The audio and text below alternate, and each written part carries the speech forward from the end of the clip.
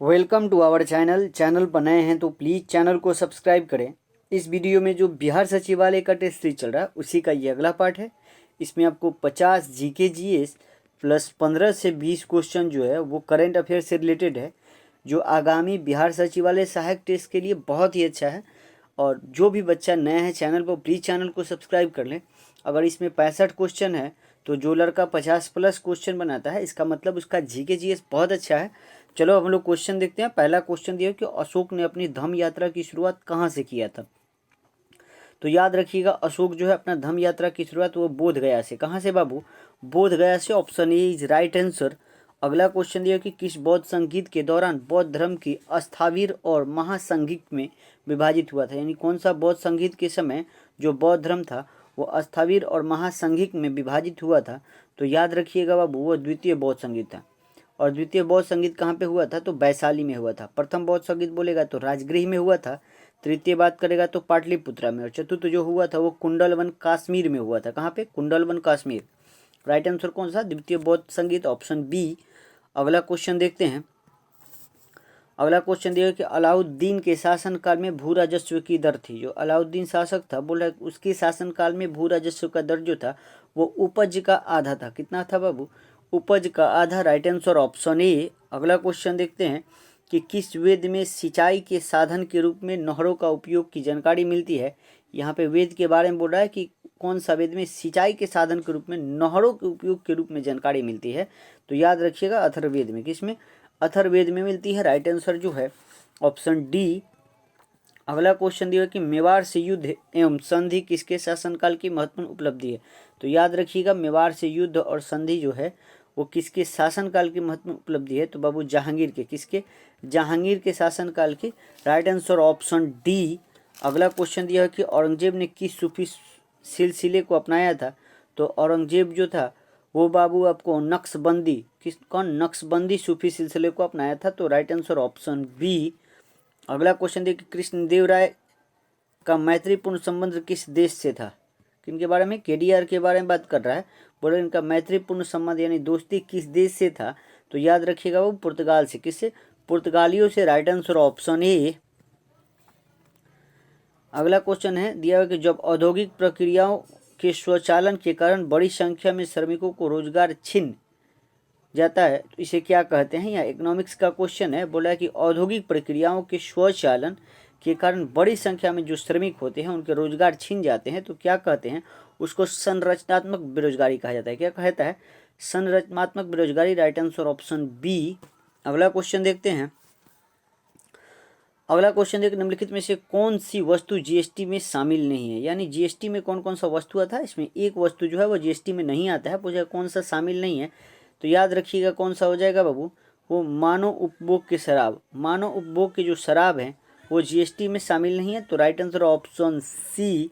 अगला क्वेश्चन दिया है कि ये पैसे की आपूर्ति बढ़ जाती है, यानी पैसे का जो आपूर्ति है वो बढ़ जाती है, पैसे की मांग कम हो जाती है तो यह होगा। तो याद रखिएगा या वो ब्याज की दर में कमी आएगी। ठीक है, ब्याज की दर में कमी। Right answer option B. अगला क्वेश्चन देखते हैं।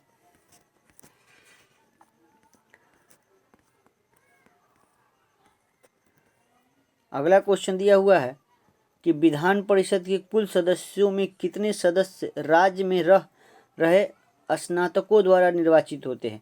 यानी जो विधान परिषद का चुनाव होता है वो किस तरह होता है बाबू? 1/3, फिर 1/3, फिर 1/6, फिर 1/12 और 1/12। ठीक है, इसमें से 1/3 जो है वो विधानसभा के लोग चुनते हैं। 1/3 है वो आपको अस्थायी निकाय के लोग चुनते हैं। 1/6 जो है वो राज्यपाल नियुक्त करते हैं। 1/3 जो है वो शिक्षक चुनते हैं। और 1/12 जो विद्यार्थी हैं ग्रेजुएट कर लिए हैं वो 3 साल हो गया है वो चुनते हैं विधान परिषद के सदस्य को। तो वही बात पूछ रहा है कि जो विधान परिषद के कुल सदस्यों में कितने सदस्य राज्य में जो स्नातकों द्वारा निर्वाचित होता है। कितने बाबू? 1/12। राइट आंसर कौन सा हो जाएगा? Option A. विधान परिषद केवल 6 राज्य में लागू है। कितने राज्य में? 6 राज्य में लागू है। कौन कौन से राज्य में है ये आप लोग कमेंट बॉक्स में बताएंगे, क्योंकि आप लोग कमेंट नहीं करते हैं और चैनल पर बहुत लोग ऐसे हैं जो वीडियो तो देखते हैं बट सब्सक्राइब नहीं करते हैं। तो प्लीज़ चैनल को सब्सक्राइब जरूर करें। देखते हैं अगला क्वेश्चन। अगला क्वेश्चन दिया हुआ है कि संविधान और विधि के परीक्षण, संरक्षण और प्रतिरक्षण का शपथ ग्रहण करते हैं। अच्छा क्वेश्चन है, बोलो संविधान और विधि यानी संविधान और कानून के परीक्षण और संरक्षण का प्रतिरक्षण का शपथ ग्रहण करते हैं। तो राइट आंसर जो हो जाएगा वो हो जाएगा आपको राष्ट्रपति। कौन? राष्ट्रपति। Option B is right answer. अगला क्वेश्चन देखते हैं कि अविश्वास प्रस्ताव के संदर्भ में निम्नलिखित में से कौन सा सही है। अविश्वास प्रस्ताव के संबंध में बोल रहा है कौन सा सही है, इसलिए आपको सारा उस ऑप्शन पढ़ना पड़ेगा। देखो कि यदि यह लोकसभा में पारित हो जाए तो मंत्रिपरिषद को त्यागपत्र देना आवश्यक नहीं, गलत बात है। देखो कि यह किसी एक मंत्री या मंत्रियों के समूह या पूरे मंत्रिपरिषद के विरुद्ध लाया जा सकता है। क्या बोल रहा है कि यह किसी एक मंत्री या मंत्रियों के समूह या पूरे मंत्रिपरिषद के विरुद्ध लाया जा सकता है। फिर दिया हुआ है कि लोकसभा में इसे स्वीकार करने का कारण बताना अनिवार्य है। फिर लोकसभा इसे स्वीकार करने का कारण बताना आवश्यक नहीं है। तो इसका जो राइट आंसर जो हो जाएगा क्या हो जाएगा? राइट आंसर जो हो जाएगा ऑप्शन बी हो जाएगा कि किसी एक मंत्री और मंत्रिपरिषद के जो समूह होता है उसके विरुद्ध लाया जा सकता है अविश्वास प्रस्ताव। ठीक है, राइट आंसर कौन सा? ऑप्शन बी यहाँ पे सही पूछ रहा है। अगला क्वेश्चन देखते हैं। अगला क्वेश्चन देखते निम्नलिखित में से कौन सा युग्म सुमेलित नहीं है। इधर अनुच्छेद दिया हुआ है, इधर कौन कौन सा इसमें बोल रहा है, संसदीय विशेषाधिकार दिया हुआ है, अध्यादेश दिया हुआ है, संयुक्त अधिवेशन और राज्यपाल। बोल रहा है कौन सा अनुच्छेद जो है इसमें सम्मिलित नहीं है। तो याद यह संसदीय विशेषाधिकार 105 में ठीक है, अध्यादेश 123 ये भी ठीक है, संयुक्त अधिवेशन 108 ये भी सही है, राज्यपाल जो दिया हुआ है वो 154 दिया हुआ है जो गलत है। और किस आर्टिकल में राज्यपाल की चर्चा है ये आप लोग कमेंट बॉक्स में बताएं। अगला क्वेश्चन देखते हैं। अगला क्वेश्चन है कि स्वतंत्रतापूर्व भारत में निम्नलिखित में से किसने केंद्रीय विधानसभा में स्वराज दल का समर्थन किया था। क्या बोल रहा है कि स्वतंत्रता पूर्व भारत में निम्नलिखित में से किसने केंद्रीय विधानसभा में स्वराज दल का समर्थन किया था। तो बाबू कौन किया था? वो किए थे मोहम्मद अली जिन्ना। कौन? M.A. Jinnah. Right answer option A. अगला क्वेश्चन देखते हैं। अगला क्वेश्चन है कि निम्नलिखित में से किस महापुरुष ने मैजिनी, गैरीबोल्डी और शिवाजी तथा श्री कृष्ण की जीवनी लिखी। वे अमेरिका में कुछ समय के लिए रहे, वे केंद्रीय सभा के सदस्य भी निर्वाचित हुए। बहुत अच्छा क्वेश्चन है। तो इसका जो राइट आंसर जो हो जाएगा वो लाला लाजपत राय। लाला लाजपत राय जो है मैजिनी, गैरीबोल्डी और शिवाजी श्री कृष्ण की जीवनी भी लिखे थे। ठीक है, अमेरिका में कुछ समय के लिए रहे भी थे और केंद्रीय सभा के सदस्य भी निर्वाचित हुए थे। तो राइट आंसर ऑप्शन सी। अगला क्वेश्चन दिया कि भारत में भारतीय निर्वाचन आयोग के अनुसार एक राष्ट्रीय दल के रूप में मान्य होने के लिए एक राजनीतिक दल को कितने राज्यों में मान्यता प्राप्त राजनीतिक दल के रूप में होना आवश्यक है। क्या बात कर रहा है? राष्ट्रीय दल बनने के लिए कौन कौन सा जो आपको राजनीतिक दल मान्यता प्राप्त करना होता है उसी के बारे में बात कर रहा है। तो याद रखिएगा कितने हो जाएगा बाबू? कम से कम 4 राज्य में। कितने? कम से कम 4 राज्य। Right answer option C. अगला क्वेश्चन दिया कि वो कौन सा मूल रंग है जिनसे टीवी के पर्दे पर विभिन्न रंग प्रकट होते हैं। मूल रंग पूछ रहा है कौन कौन सा है। तो याद रखिएगा लाल, हरा, नीला जो है वो मूल रंग में आता है। ठीक है, तो राइट आंसर कौन सा हो जाएगा? Option A. अगला क्वेश्चन देखते हैं। अगला क्वेश्चन दिया कि इनमें से कौन विषाणु जनित रोग है, यानी वायरस द्वारा नहीं होने वाला रोग पूछ रहा है कि कौन सा है। तो याद रखिएगा इसमें खसरा तो है, रेबीज भी है, पोलियो है, 6 जिसे टीबी कहते हैं, ये विषाणु यानी वायरस द्वारा होने वाला रोग नहीं है। तो राइट आंसर कौन सा हो जाएगा? Option D. अगला क्वेश्चन देखते हैं कि सिरका और बेकिंग सोडा की अभिक्रिया से क्या बनता है। किसका? सिरका जो बेकिंग सोडा है इसकी अभिक्रिया से क्या बनता है। तो बाबू कार्बन डाइऑक्साइड बनता है। क्या बनता है? Carbon dioxide. Right answer option B. अगला क्वेश्चन देखिए महिलाओं में उदर के निचले भाग के दोनों ओर कितने अंडाशय स्थित होते हैं। तो याद रखिएगा जो महिलाओं में होती है उसके उदर के निचले भाग में कितने अंडाशय होते हैं बाबू? तो 1 जोड़ी। कितना जोड़ी? 1 जोड़ी। Right answer option A. अगला क्वेश्चन देखते हैं कि प्रकाश संश्लेषण के माध्यम से कुल स्थिरीकृत कार्बन डाइऑक्साइड का लगभग आधा भाग कौन स्थिरीकृत करता है। क्या बात कर रहा है? प्रकाश संश्लेषण जो होता है उसके माध्यम से कुल स्थिरीकृत जो कार्बन डाइऑक्साइड है लगभग आधा भाग कौन स्थिरीकृत करता है बाबू? तो याद रखिएगा वो शैवाल करते हैं। कौन? शैवाल। Right answer option C. अगला क्वेश्चन दिया कि टिड्डी, तितली, बिच्छू, झींगा सभी किस संघ के उदाहरण हैं। टिड्डी, तितली, बिच्छू, झींगा बोला कि कौन से संघ में आते हैं बाबू? तो आसान क्वेश्चन है, किस संघ में आते हैं बाबू? ये ऑर्थोपोडा में आते हैं। कौन? आर्थ्रोपोडा संघ जो है सबसे बड़ा संघ है, ठीक है। Right answer option C. अगला क्वेश्चन दिया हुआ है कि स्ट्रेप्टोमाइसिन प्रतिजैविक किस जीवाणु से प्राप्त किया जाता है। यानी स्ट्रेप्टोमाइसिन जो है ये प्रतिजैविक एंटीबायोटिक है, बोला किस जीवाणु से प्राप्त किया जाता है, तो याद रखिएगा स्ट्रेप्टोकोकस ग्रीसस से, ठीक है। राइट आंसर कौन सा, ऑप्शन ए। अगला क्वेश्चन देखते हैं कि इनमें से कौन धमनी का कार्य नहीं है। जो नस होती है उसमें मोटे वाली नस को धमनी कहा जाता है, बोला कि इसमें से कौन सा कार्य उसका नहीं है, तो याद रखिएगा कौन सा कार्य नहीं है, यह कि इनमें रुधिर दबाव के साथ धीरे धीरे बढ़ता है, जो गलत बात है क्योंकि उसमें जो ब्लड का प्रेशर होता है वो ज़्यादा होता है और स्पीड से बहता है, ठीक है। तो राइट आंसर कौन सा हो जाएगा, ऑप्शन सी। अगला क्वेश्चन देखिए, निम्नलिखित में से कौन कीटों से प्राप्त नहीं होता है। यानी कीटों से इसमें से कौन सा प्राप्त नहीं होता है, इसी के बारे में बात कर रहा है। तो याद रखिएगा मोती जो है वो कीटों से प्राप्त नहीं होता है। शहद होता है, रेशम, लाख सब होते हैं, लेकिन मोती जो है वो कीट से प्राप्त नहीं होता है। तो राइट आंसर ऑप्शन डी। फिर दिया हो कि ग्राफीन होता है। ग्राफीन क्या होता है, तो याद रखिएगा बाबू ग्राफीन जो है वो कार्बन का नैनो प्रतिरूप है, ठीक है। कार्बन का नैनो प्रतिरूप है। Right answer option B. अगला क्वेश्चन देखिए, अधिकांश प्राणियों के जीवित पदार्थ का लगभग 80% पदार्थ क्या है। अच्छा क्वेश्चन है। तो याद रखिएगा अधिकांश जो प्राणी है उसके जीवित पदार्थ का लगभग 80% जो है वो प्रोटीन है। क्या है, protein. Right answer option E. अगला क्वेश्चन है कि निम्नलिखित में क्षेत्रफल की दृष्टि से सबसे बड़ा कौन होता है।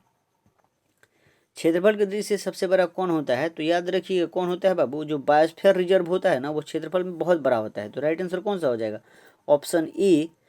अगला क्वेश्चन देखते हैं, विश्व का सबसे शुष्क रेगिस्तान कौन सा है। तो विश्व का बात कर रहा है कि वर्ल्ड में सबसे जो शुष्क रेगिस्तान है वो कौन सा है बाबू, तो कौन है बाबू, आटाकामा। और आटाकामा कहाँ पे है ये आप लोग कमेंट बॉक्स में बताएंगे। राइट आंसर ऑप्शन ए।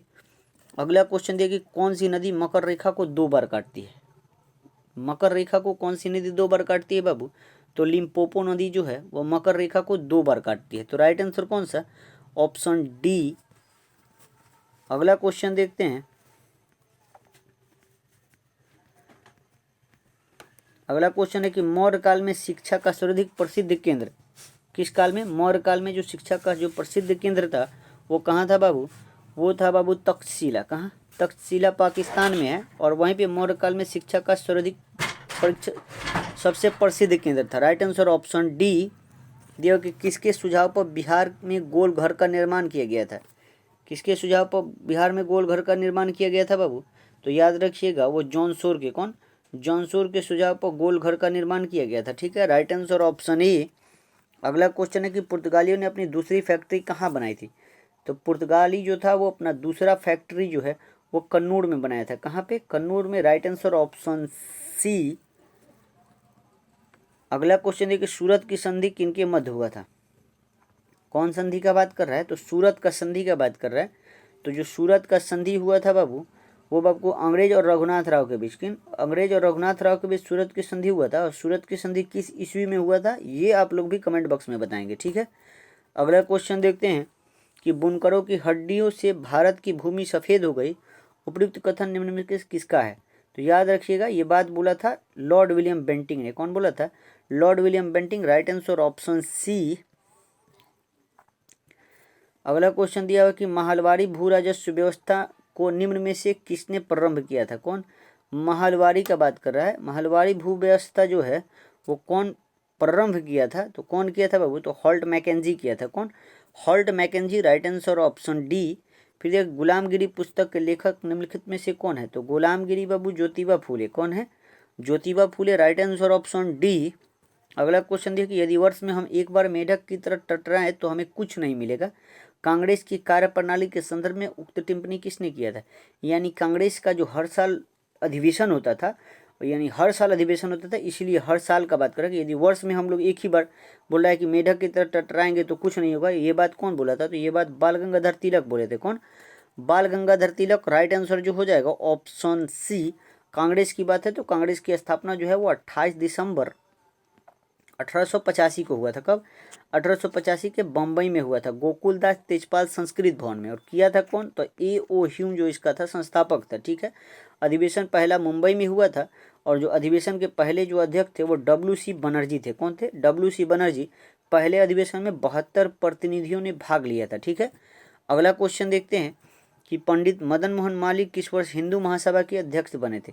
तो मदन मोहन मालवीय जो थे हिंदू महासभा का अध्यक्ष जो बने थे वो कब बने थे बाबू, वही पूछ रहा है। तो वो कब बने थे, 1928 में। कब, 1928 में। हिंदू महासभा की स्थापना यही किए थे जो 1915 में हुआ था। ठीक है, तो राइट आंसर ऑप्शन बी। अगला क्वेश्चन देखो कि किसने क्रिप्स प्रस्ताव को उत्तर दिनांकित चेक कहा था। उत्तर दिनांकित चेक क्रिप्स प्रस्ताव को किसने कहा था, तो बाबू महात्मा गांधी ने। कौन, Mahatma Gandhi. Right answer option A. अगला क्वेश्चन है कि पृथ्वी पर मौसम परिवर्तन के लिए उत्तरदायी है। पृथ्वी पर जो मौसम परिवर्तन के लिए उत्तरदायी है इसके बारे में है।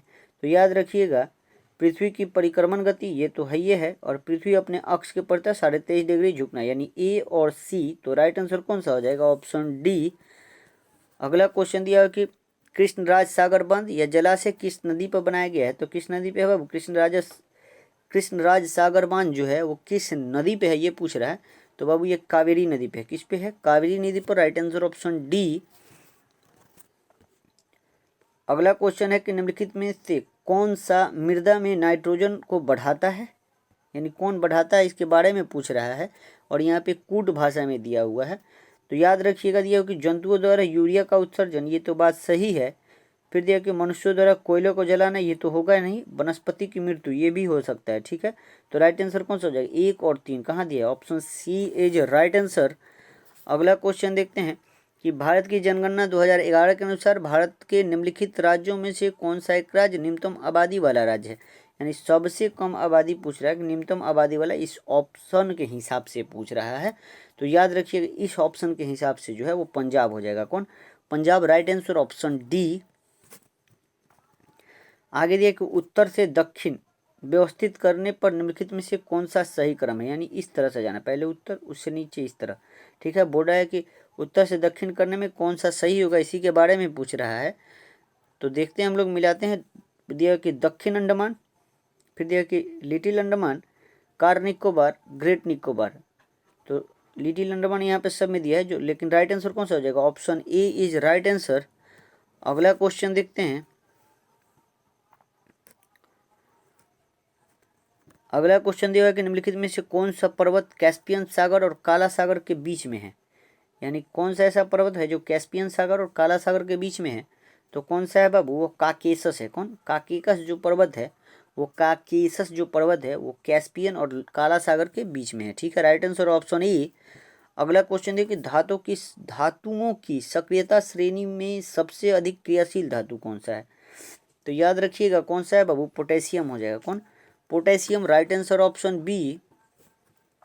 अगला क्वेश्चन देखिए, उत्तरी और पश्चिमी भारत में सर्वाधिक संख्या में तांबे के सिक्के को किसने जारी किया था, यानी उत्तरी पश्चिमी भारत में सर्वाधिक यानी सबसे ज्यादा तांबे का सिक्का किसने जारी किया था, यहाँ पे पूछ रहा है। तो याद रखिएगा सबसे ज्यादा कुषाणों ने। कौन, कुषाण शासकों ने सबसे ज्यादा तांबे के सिक्के जारी किए थे। अगला क्वेश्चन है कि निम्नलिखित में से कौन सा बल प्रकृति में सबसे शक्तिशाली बल माने जाते हैं। तो याद रखिएगा सबसे जो शक्तिशाली बल माने जाते हैं वो नाभिकीय बल। कौन, नाभिकीय बल। Right answer option A.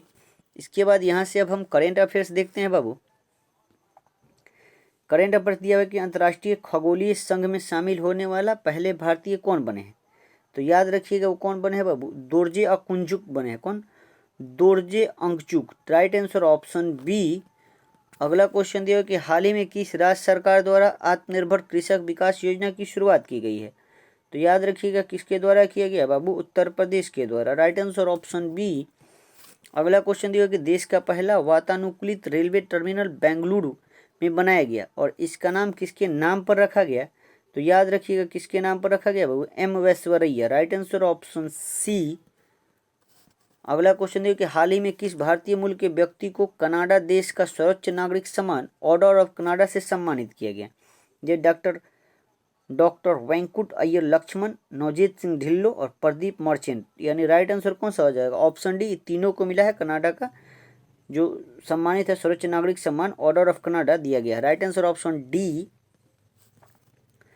अगला क्वेश्चन है कि हाल ही में किस राज्य सरकार द्वारा दुग्ध मूल्य प्रोत्साहन योजना, कौन सा दुग्ध मूल्य प्रोत्साहन योजना की शुरुआत किया गया है। तो याद रखिएगा किसके द्वारा किया गया है बाबू, तो उत्तर प्रदेश के द्वारा। Right answer option D. अगला क्वेश्चन देखिए, हाल ही में कौन सा राज्य अपनी 100% आबादी यानी 18+ को कोरोना वैक्सीन की दूसरी डोज देने वाला भारत का पहला राज्य है? तो कौन सा है बाबू, Himachal Pradesh. Right answer option C. अगला क्वेश्चन है कि हाल ही में भारत सरकार द्वारा प्रारंभ की गई श्रेष्ठ योजना का संबंध किससे है? श्रेष्ठ योजना का संबंध किससे है? तो बाबू श्रेष्ठ योजना का संबंध जो है वो अनुसूचित जाति के मेधावी छात्रों को गुणवत्तापूर्ण आवासीय शिक्षा प्रदान करना। ठीक है, राइट आंसर ऑप्शन ए। अगला क्वेश्चन है कि 11 दिसंबर को किस शहर में भारत का पहला ड्रोन मेले का आयोजन किया गया? तो कहाँ किया गया बाबू, तो वो ग्वालियर में। कहाँ पे, Gwalior. Right answer option C. अगला क्वेश्चन जो है कि हाल ही में दुनिया की पहली 100% पेपरलेस होने वाली सरकार कौन बनी है? तो कौन बनी है बाबू, तो वो दुबई की सरकार। कौन, यूएई की सरकार जो है वो 100% पेपरलेस सरकार बन गई है। ठीक है, अगला क्वेश्चन दिए कि हाल ही में किस देश ने सार्को नामक एक सुसाइड मशीन को इच्छा मृत्यु के लिए प्रयोग की मंजूरी दी है? तो सार्को नामक ये क्या है बाबू, एक सुसाइड मशीन है। तो ये स्विट्जरलैंड बनाया है। कौन, Switzerland. Right answer option B. अगला क्वेश्चन दिया कि भारतीय नौसेना ने किस पहले विध्वंस पोत को सेवा मुक्त कर दिया है? तो कौन सा विध्वंस पोत है बाबू, आईएनएस राजपूत को जो है वो सेवा मुक्त कर दिया गया है। तो राइट आंसर ऑप्शन ए। अगला क्वेश्चन जो है कि निम्नलिखित नियुक्तियों में कौन सम्मिलित नहीं है बोल रहा है? क्या दिया हुआ है कि अदामा बैरो जो है ये गाम्बिया के राष्ट्रपति तो बने हैं, ओलाफ एस्कोल जो है जर्मनी का चांसलर ये भी बने हैं, कैथरीन रसेल यूनिसेफ की प्रमुख बनी है, गीता गोपीनाथ जो दिया हुआ कि आईएमएफ का प्रमुख, आईएमएफ का प्रमुख नहीं बनी है। राइट आंसर कौन सा हो जाएगा, ऑप्शन डी, क्योंकि बोल रहा है कि कौन सा सम्मिलित नहीं है। ठीक है, अगला क्वेश्चन दिया कि दिसंबर 2021 में मिथिला मखाना को जीआई टैग दिया गया, यह किस राज्य से है बाबू?